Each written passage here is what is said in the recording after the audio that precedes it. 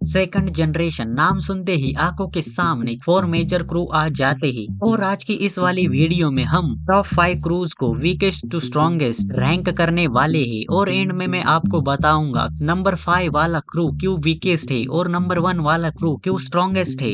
Basically इन सारे cruise में हम हाइपोथेटिकल बैटल कराने वाले हैं और इस वीडियो में मैंने जेक किम की अलायंस को इंक्लूड नहीं किया है, क्योंकि अगर मैं जेक किम की अलायंस को इंक्लूड करता तो जेक किम का क्रू बहुत ही ज्यादा ओवरवेल्म हो जाता, क्योंकि इसके क्रू में सारे फर्स्ट जनरेशन के किंग्स है जिनका पावर लेवल बहुत ज्यादा हाई है और तो और ये किंग्स सेकंड जनरेशन से बिलोंग भी नहीं करते, इसीलिए जेक किम की अलायंस को इस वीडियो में रखने का कोई सेंस नहीं बनता। और तो और ये किंग्स बिग डील का पार्ट नहीं है, इन्होंने सिर्फ जेक किम के साथ अलायंस फॉर्म की है। तो सेकंड जनरेशन में नंबर 5 पर हमारे पास आ जाएंगी गॉड डॉग। हाँ, आपने सही सुना, हमारी इस लिस्ट में गॉड डॉग नंबर 5 पर है। और यार अभी से ऑफेंड होने की जरूरत नहीं है, लास्ट में मैं आपको एक प्रॉपर रीजन दूंगा गॉड डॉग को नंबर 5 पर रखने का। तो अगर हम गॉड डॉग की बात करें तो गॉड डॉग में जोहान सिर्फ अकेला ही है, जो कि अकेले ही एक गैंग के बराबर है। अब यहाँ पर बहुत से लोग कहेंगे अगर ये गैंग्स की रैंकिंग है तो इसमें जोहान क्या कर रहा है जो कि एक सोलो फाइटर है। तो देखो, जोहान एक सोलो फाइटर भले ही है, लेकिन इसने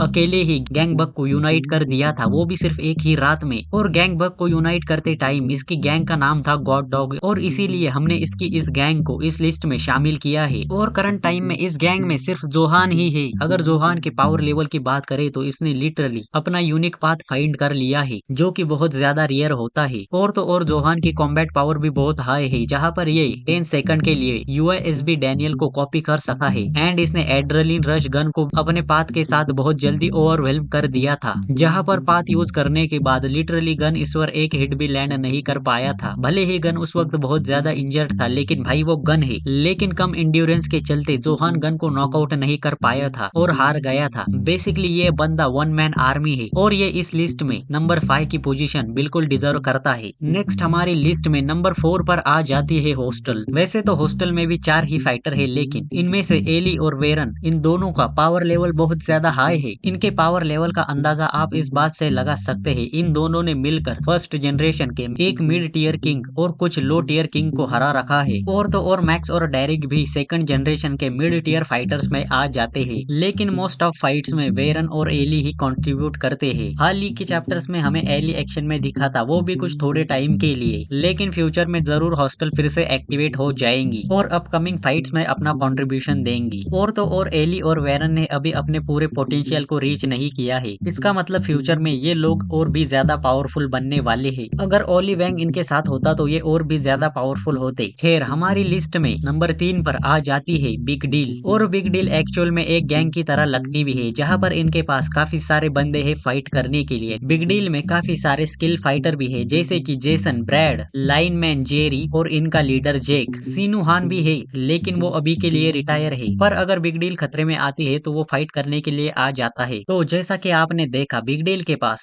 स्ट्रॉन्ग फाइटर्स की कोई कमी नहीं है, जहाँ पर सीनू और जेक दोनों अपने आप में बहुत ज्यादा पावर होल्ड करते हैं। और तो और जेरी और लाइनमैन भी अभी फॉर्म में आ रहे हैं। जेसन और ब्रैड वैसे तो थोड़े ठंडे पड़े हुए हैं, लेकिन फ्यूचर में ये भी फाइट्स में कंट्रीब्यूट जरूर करेंगे। बिग डील की पावर का अंदाजा आप ऐसे लगा सकते हैं, हॉस्टल को कुचलने के बाद वर्कर्स हंट शुरू करती है बिग डील का, लेकिन बिग डील इनके खिलाफ बहुत ज्यादा रेजिस्ट करती है, जहाँ पर हॉस्टल को वर्कर्स ने व्हाइट टाइगर जॉब सेंटर के साथ मिलकर बड़ी इजीली ओवरवेल्म कर दिया था। वही बिग डील के अगेंस्ट वर्कर्स को थोड़ी परेशानियों का सामना करना पड़ा था। और अभी के टाइम में बिग डील ही सबसे ज्यादा एक्शन में दिख रही है, जहाँ पर इनका लीडर जेक गीटे को हराने के लिए काफी सारे स्ट्रॉन्ग किंग्स के साथ अलायंस बना रहा है। और तो और यहाँ पर जिन रैंक के साथ ट्रेनिंग कर जेक ने ओवरकम पावर का यूज करना भी सीख लिया है और फ्यूचर में वो इसे मास्टर भी करेगा। और हाल ही के आर्क में लाइनमैन के तो क्या ही कहने, इसने तो इंचॉन आर्क में पूरा जलवा ही बिखेर दिया। भाई ने आते ही लो डिफिकल्टी पर 2000 स्क्वाड लीडर्स को हरा दिया और पेचन जो को भी काफी ज्यादा इम्प्रेस किया। इससे आप अंदाजा लगा सकते हैं लाइनमैन भी अब काफी ज्यादा पावरफुल हो गया है और ये आगे चलकर और भी ज्यादा पावरफुल बनेगा। एंड भले ही हाल ही के चैप्टर्स में हमें जेरी को नहीं दिखाया गया, लेकिन यकीन मानो फ्यूचर में जेरी काफी ज्यादा पावर अप के साथ हमें दिखने वाला है, क्योंकि वो अपने बाप के वीडियोस को देखकर उनके फाइटिंग स्टाइल को अडेप्ट करने की कोशिश कर रहा है और ये अडेप्टेशन जेरी को एक अच्छा खासा पावर अप देने वाला है। तो इसी के साथ नंबर 2 पर हमारे पास आ जाती है वर्कर्स। और वर्कर्स के तो क्या क्या ही कहने, इनका लीडर यूजिन अपने आप में अपॉर्चुनिटी जीनियस है, तो इनके पास पैसों की कोई कमी नहीं है और इनकी कॉम्बैट पावर भी काफी ज्यादा हाई है, जहाँ पर इनके टॉप फाइटर्स में मैंड्योक, वीवीआईपी, यूशोंग, कोरोदा रिव्हे आ जाते हैं। लेकिन वर्कर्स को सबसे स्पेशल बनाती है इनकी पॉलिटिकल पावर, जहाँ पर Hunt of big deal arc में बिग डील वर्कर्स के अगेंस्ट रजिस्ट कर पा रही थी, लेकिन यूजिन के पॉलिटिकल मूव ने बिग डील को बिल्कुल शैटर कर दिया और उनको उन्हीं के स्ट्रीट से भागने पर मजबूर होना पड़ा। और चार्ल्स शोई को भी खतरा सिर्फ वर्कर से ही था, और तो और स्ट्रॉन्ग फाइनेंस होने के कारण ये दूसरे फाइटर्स को भी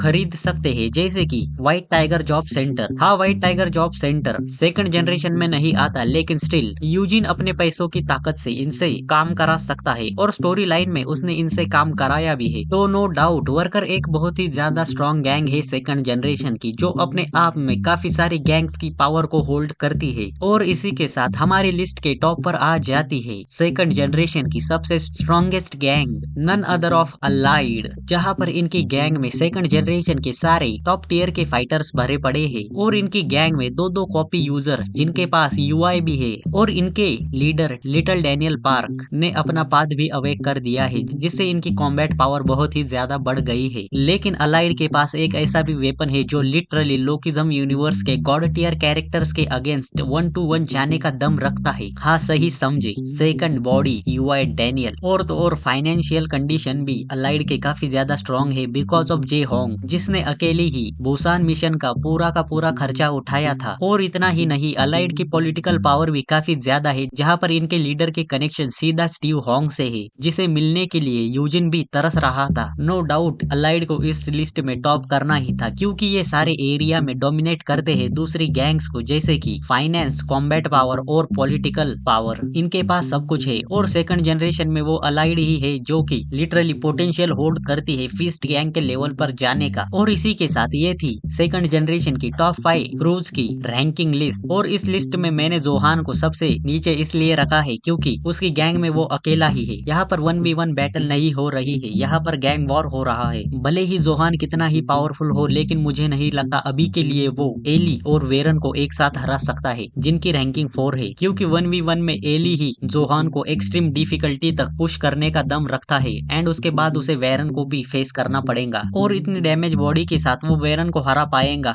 इसकी कोई गारंटी नहीं है। तो हाँ, अभी के लिए हॉस्टल जोहान की गॉड डॉग से पावर लेवल में काफी ज्यादा है। और सेम चीज अप्लाई होती है हॉस्टल पर। हॉस्टल भी बिग डील को नहीं हरा सकती, जहाँ पर अब बिग डील में काफी सारे स्ट्रॉन्ग फाइटर है, जैसे कि जेक, लाइनमैन, जेरी और सीनूहान। हंट ऑफ बिग डील के दौरान हमने देखा था सीनू ने अकेले ही वेरन और एली को संभाल लिया था, और यहाँ पर तो जेक, जेरी और लाइनमैन भी होने वाले हैं, तो मुझे नहीं लगता एली और वेरन इन सभी को हरा पाएंगे। और रही बात वर्कर वर्सेस बिग डील की, तो हमने देख ही लिया है वर्कर ने किस तरीके से बिग डील को तोड़ के रख दिया था। एंड इसी आर्क के दौरान हमने अलाइड की पावर को भी देखा था, जहाँ पर डैनियल लोगों को अरेस्ट करने के बावजूद पुलिस उन्हें छोड़ देती है जस्ट बिकॉज एक फोन कॉल से, जो देखकर यूजिन भी इम्प्रेस हो जाता है। और तो और यहाँ पर तो पूरी अलाइड मौजूद भी नहीं थी। एंड नो डाउट इस पॉइंट तक जेम्स ली वर्कर्स के साथ काम कर रहा था, लेकिन अभी के टाइम में वो वर्कर्स के साथ काम नहीं कर रहा है, इसीलिए वर्कर्स की कॉम्बैट पावर अभी के लिए अलाइड से कम है। हाँ, workers white tiger job centre को फिर से काम पर रख सकती है, लेकिन अलाइड भी ये कर सकती है, क्योंकि अलाइड भी फाइनेंशियली काफी ज्यादा स्ट्रॉन्ग है। और इसीलिए no doubt Allied second generation की मोस्ट स्ट्रॉन्गेस्ट क्रू का टाइटल डिजर्व करती है। एंड इसी के साथ आज के इस वाले वीडियो में इतना ही। आपका इस रैंकिंग पर क्या ओपिनियन है जरूर कमेंट सेक्शन में बताना, और अगर तुम्हें लगता है कि ये रैंकिंग गलत है तो ये गलत क्यों है वो भी बताना। मैं तुम्हारी रैंकिंग को भी जरूर देखना चाहूंगा। एंड अगर चैनल पर नए हो तो चैनल को सब्सक्राइब कर लो भाई। सब्सक्राइब क्यों नहीं करते तुम? वीडियो देखते हो लास्ट तक लेकिन सब्सक्राइब नहीं करते, इसीलिए सब्सक्राइब कर लो भाई। और इसी के साथ मैं मिलता हूँ आपको अगली वीडियो में, तब तक के लिए गुड बाय।